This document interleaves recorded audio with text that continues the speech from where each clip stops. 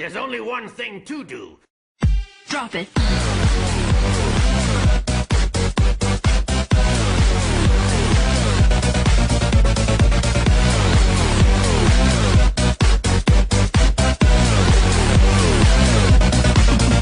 Yeah.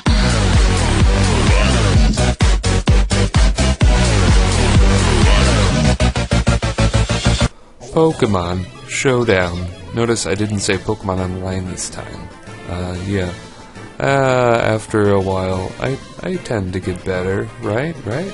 So, of course, I am going to use my favorite team, my new favorite team, which is UU Hail. It's really proven itself. So, I'm going to scout to see what he's going to do, because I was a little afraid of the final Gambit first turn, but he's just going to set up some spikes and U-turn not in that order, so now I'm not really afraid of final Gambit.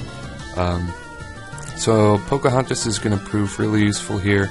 I really don't know why he didn't final Gambit right now, because Pocahontas stops his entire team, because as you can see, with the lovely team on his side of the box thing, he's just got like 5 bulky defensive things, which is truly very obnoxious, so Magic Bounce would be a wonderful thing to get out of the way, so I don't know why he didn't use the final Gambit, if he has it. Ooh, maybe I'm alluding to something. So Elvis is going to come out. I need to rename him Ice King, because it's just so perfect. It's so perfect, I don't know, and Adventure Time is awesome, obviously. So that Earth Power isn't doing near enough, and the hail damage and the foul plays are doing too much, since my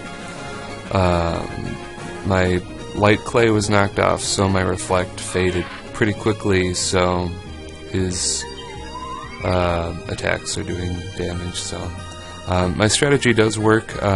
He switches out as soon as I get that Leech Seed on, and I get a free switch into Ugu-chan, who is just going to Blizzard stuff, and that did a really nice chunk combined with hail damage. Well, the hail damage doesn't count because he has leftovers, I guess, but I mean, it's still doing a really nice chunk, so Ugu-chan's just going to stay in there, Blizzard away, use all 8 of my PPs if I have to, and unfortunately Umbreon is going to come in and get frozen. Blizzard does have a really high chance to freeze, though. It has a 20% chance. Which is pretty damn high if you consider that Dark Pulse flinches 20% of the time. And I used Blizzard like 4 turns in a row, so I don't know. So he's going to show the final Gambit now to get rid of my big threat that is the Glaceon, which is funny because he's never used. But Pocahontas is still alive, and Pocahontas is really going to prove to be the MVP. And I don't really think it's because all his Pokemon are really wally, although that does help. It's just Pocahontas in general, just this new dual screening, wish passing, U-turning set that I stole from the Pshhhhhhhhhh 07, by the way. I believe he invented this set, and even if he didn't, I'm going to credit him for him. I'm going to put his link in the description, even though he hasn't uploaded in like 6 months and he's dead. But he's another really good Australian Poketuber. But anyway, back to the battle. He's gonna Will-O-Wisp, I guess, just to get more damage. And then I switch up moves, go for the Blizzard. I think at this point I hadn't used more than 1 move, so maybe he thought I was Scarf. So that was pretty huge. I knew that he was probably gonna recover, but in the back of my mind I also thought that Gligar was going to come in, so that definitely paid off, and he is just going to forfeit the match, knowing that,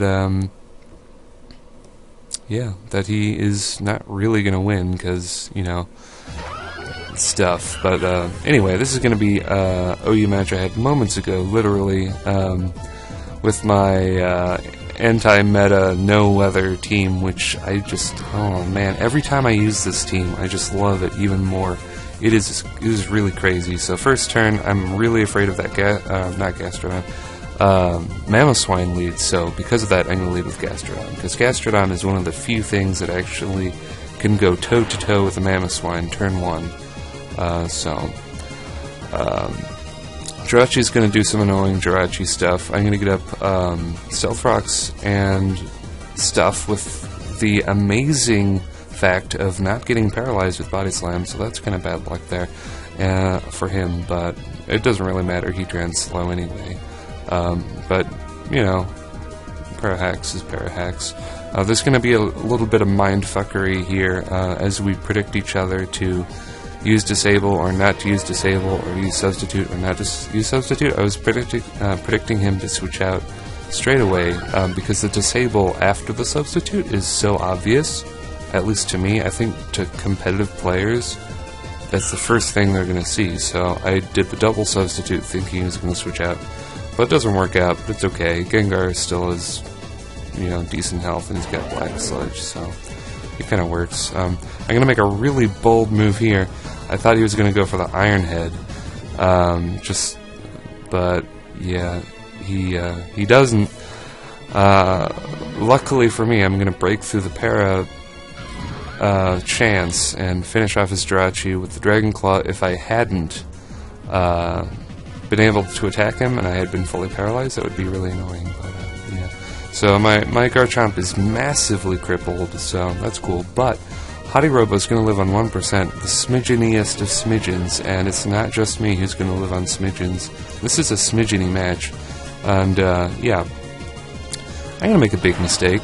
I thought this was not going to be a max speed invested freaking Pokemon Fairy thing. I can't remember its name. So I'm just gonna frickin' waste Mamoswine there. But it's I can make a slow and steady recovery with Baskin Robbins because I've got the Focus Sash and I've got the Magic Guard, and I can two-shot his Latios, and there's nothing much he can do about it. And surprisingly, he's going to go for the Rapid Spin here, which I think is a misplay. He should have taken me out, because I'm going to prove to be valuable later on, since his Thundurus is slow, and yeah, but he did show the agility, so he could agility and try to take me out that way. But I'm going to switch in Molder here. He's going to use Giga Drain. It's going to do a lot, so I know that he's going to want to use it again. Even though both of our trainers are girls, I'm pretty safe to assume that we're both very old, immature men playing Pokemon. But anyway, that's besides the point. Gengar is going to score a double down against Celebi. That's what it's called. How do you forget Celebi? There's a whole website named after Celebi. Yeah, so I'm looking really, really strong now. Because, you know, Gastrodon versus Thundurus, Gastrodon always wins because, well, not always wins. Thundurus does carry Grass Knot sometimes, but this one definitely didn't, especially since it was carrying the agility. So, yeah, also, that Celebi could have carried Psychic, but the fact that it went for Earth Power so early in the game just really tipped off the fact to me in my brain place that it probably wasn't carrying Psychic. So, yeah, going with my gut worked out there, except for the Mamoswine thing. That was just embarrassing. But, you know, like I like to say, I don't like to make, but I make one mistake per match, at least. I don't claim to be the best player in the world, but I might enjoy Pokemon more than anyone in the world, maybe. But that's going to be it. If you enjoyed the video, like or comment or whatever, and I'll see you later, YouTube.